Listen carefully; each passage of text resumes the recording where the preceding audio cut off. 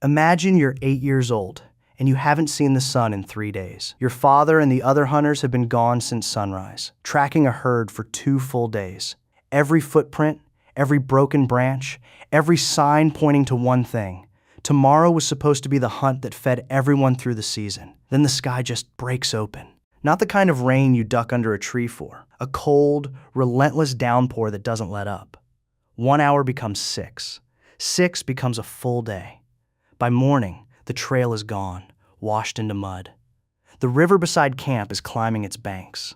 And the fire, the one thing standing between your family and the dark, is gasping for breath under wet wood and wind. If that fire dies, you don't just lose warmth. You lose the only thing keeping the wolves at bay.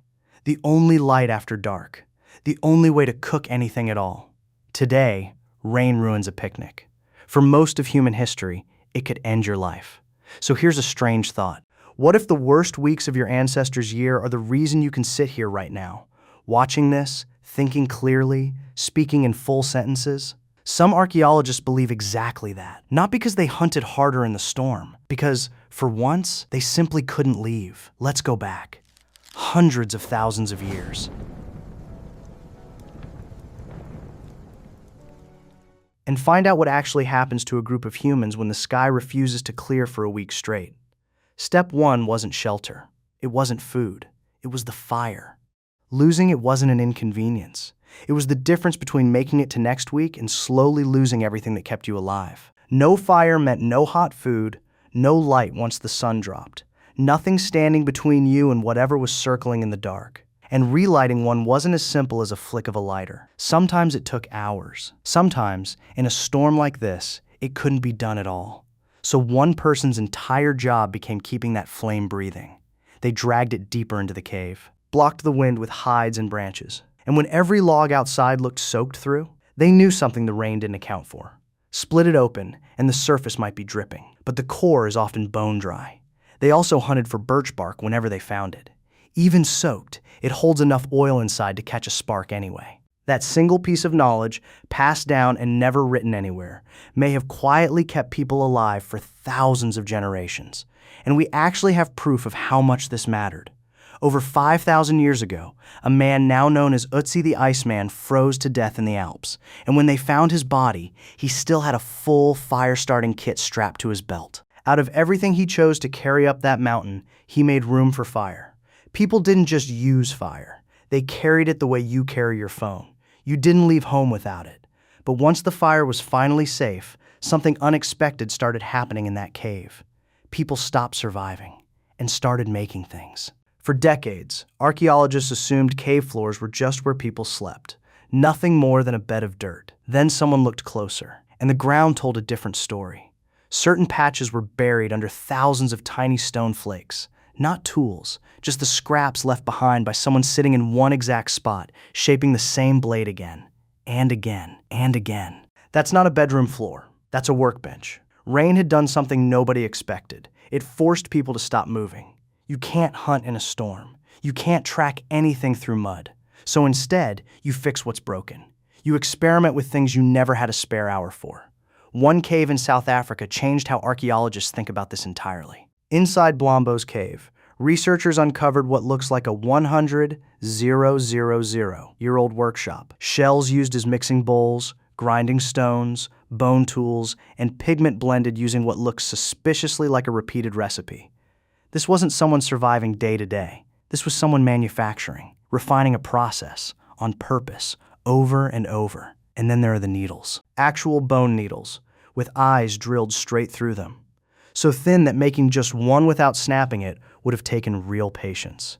You don't carve something that delicate while sprinting after prey across open ground. You make it sitting by a fire, while rain hammers the mouth of the cave, and there is, quite literally, nowhere else to be. Those long, trapped hours handed people something they almost never got: time. Time to fix yesterday's tools.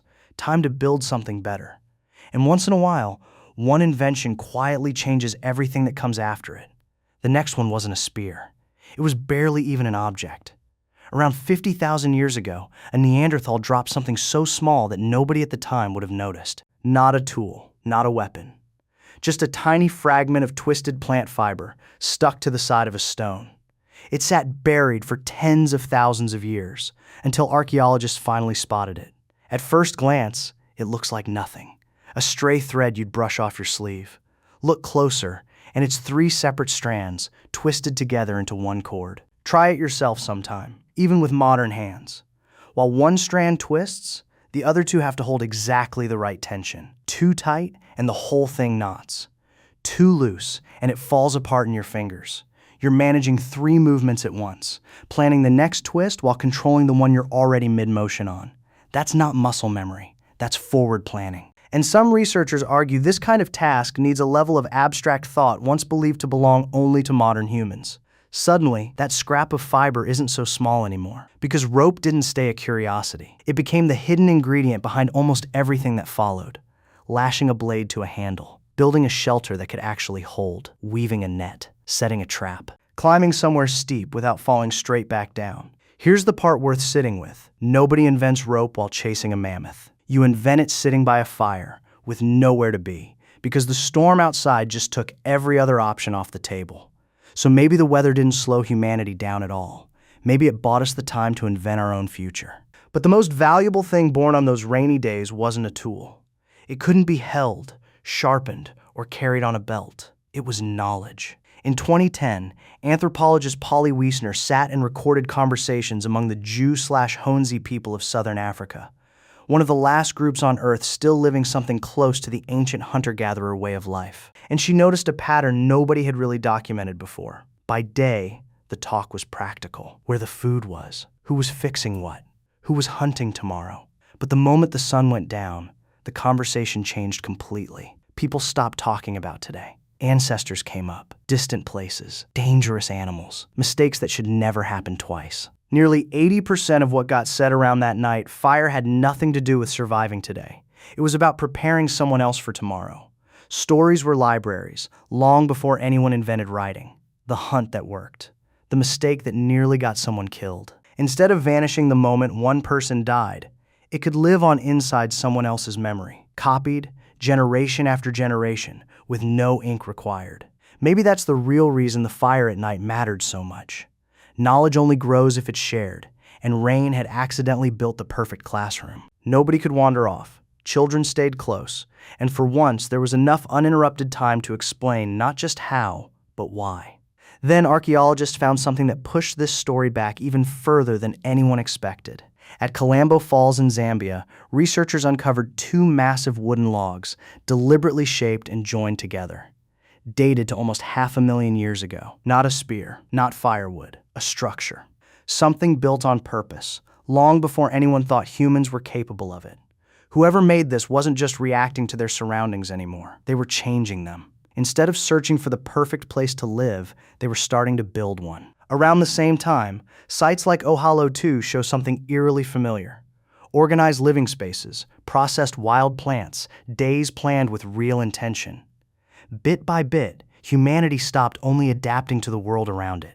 It started reshaping that world instead. And when you step back and look at the whole shape of it, a pattern starts to emerge. Bad weather didn't stop progress. It created the conditions for it. When people couldn't travel, they repaired. When they couldn't hunt, they experimented. When they couldn't chase the next meal, they invested in something bigger than the next meal. So the next time you're stuck inside because it won't stop raining, remember this. Hundreds of thousands of years ago, someone else was stuck too, sitting beside a small fire, deep in a cave, with nothing but time on their hands. Maybe they were shaping a blade. Maybe they were twisting the first real cord the world had ever seen. Maybe they were telling a story that would still be repeated 100 generations later. They had no idea they were laying the foundation for everything that came after them. Somewhere in that cave was a child who hadn't seen the sun in 3 days, watching a fire kept alive, a cord being twisted, a story being told, with no idea any of it would still matter to someone hundreds of thousands of years later. So maybe the real question was never what ancient humans did when it rained for a week. Maybe it's this: would we be who we are today if the rain had never once forced us to stop?